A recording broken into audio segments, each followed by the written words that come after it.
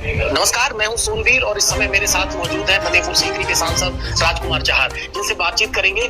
आगामी जो चुनाव चल रहे हैं, आज नतीजे आ रहे हैं। 5 विधानसभा चुनाव हैं, जिसमें तमिलनाडु और असम के साथ पश्चिम बंगाल खासकर चर्चा का विषय बना हुआ था। और ऐसे में आज पश्चिम बंगाल में रुझानों में भारतीय जनता पार्टी जो है मजबूत स्थिति में नजर आ रही है। सांसद जी, कैसे देखते हैं चुनाव के नतीजे आ जा रहे हैं, रुझानों में भारतीय जनता पार्टी? अभी जिस प्रकार से पश्चिम बंगाल में कमल खिल रहा है और देश के यशस्वी प्रधानमंत्री आदरणीय श्री नरेंद्र मोदी जी के नेतृत्व में पश्चिम बंगाल की जनता ने विश्वास व्यक्त किया है।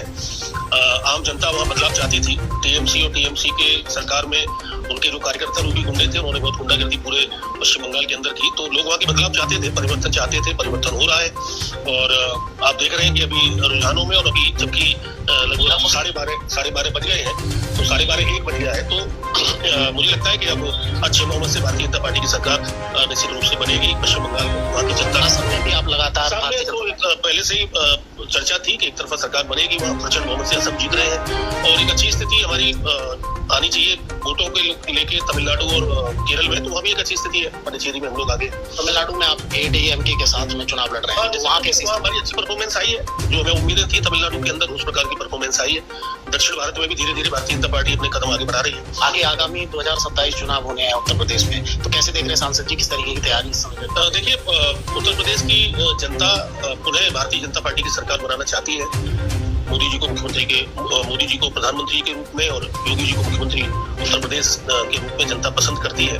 तो मोदी जी को देश का प्रधानमंत्री जनता ने बनाया। इस बार उत्तर प्रदेश में आप देखिएगा कि 2027 के जब चुनाव होंगे, तो निश्चित रूप से भारतीय जनता पार्टी की प्रचंड बहुमत की सरकार। आप भाजपा में राष्ट्रीय अध्यक्ष किसान मोर्चा के नाते वहाँ पर गए पश्चिम बंगाल में, क्या माहौल प्रतीत हो रहा था इस बार? देखिए, मैं जब वहाँ गया था तो लोगों के मन मस्तिष्क में भारतीय जनता पार्टी थी। लोग देख के जय श्री राम के नारे लगाते थे, तो और स्वतः ही लगाते थे। तो उससे एक आवाज सुना था कि जो डर उनके अंदर था, वो डर और भय समाप्त हो रहा था। और एक विश्वास जो मोदी जी का है, वो विश्वास उनके अंदर घर किया था। तो विश्वास की जीत हुई है, विश्वास की जीत हो रही है। और मैं समझता हूँ कि बहुत अच्छे बहुमत से भारतीय जनता पार्टी की सरकार अभी पश्चिम बंगाल में बनेगी। ममता बनर्जी लगातार पीछे रह रहे हैं शुभेंदु अधिकारी से, तो क्या मानते हैं कि ममता का जो जलवा था पश्चिम बंगाल में वो कमजोर हुआ है? देखिए, ममता बनर्जी पिछली बार भी एक विधानसभा का चुनाव हारी थी और बाद में फिर वो चुनाव जीतने के बाद फिर मुख्यमंत्री के रूप में हो रही।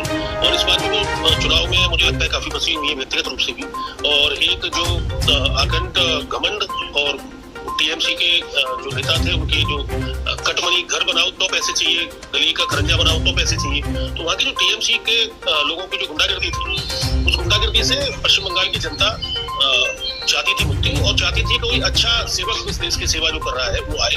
तो मोदी जी पर विश्वास हुआ और भारतीय जनता पार्टी को प्रचंडता के साथ देश के गृह मंत्री आदरणीय श्री अमित शाह जी की सूझबूझ से, उनकी रणनीति से, और वहाँ पर जो प्रभारी के रूप में हमारे राष्ट्रीय महासचिव श्री सुनील बंसल जी, उन्होंने वहाँ जिस प्रकार की एक रणनीति तैयार की, बूथ स्तर तक जैसे उनको कौशल उनके अंदर है, उत्तर प्रदेश में भी वो तैयार करके गए थे। आज उत्तर प्रदेश इसीलिए संगठन में उस गति से आगे बढ़ा है। तो पश्चिम बंगाल में मजबूती के साथ अब एक बड़ा परिवर्तन हुआ है और आने वाले समय में भाजपा लंबे समय तक वहाँ पर सेवा देगी। तो ये सांसद राजकुमार चाहर, उनका साफ तौर पर कहना है कि पश्चिम बंगाल में भारतीय जनता पार्टी बड़े अंतर से चुनाव जीतने जा रही है। आगामी चुनाव भी उत्तर प्रदेश में होने हैं, उसको लेकर भी उन्होंने अपना वक्तव्य दिया है। उन्होंने कहा कि साफ तौर पर भारतीय जनता पार्टी की सरकार 2027 में बनने जा रही है।